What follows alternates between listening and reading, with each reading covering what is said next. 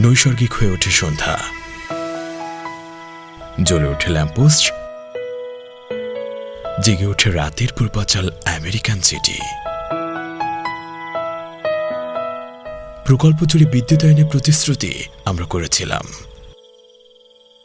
দ্রুত সময়ের মধ্যে আমরা সেটার বাস্তবায়ন করেছি।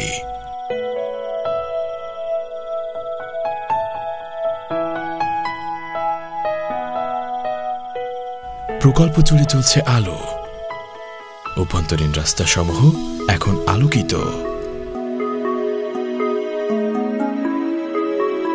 প্রকল্পের সীমানা জুড়ে বসানো হয়েছে নিরাপত্তা প্রাচীর আর ল্যাম্পপোস্ট।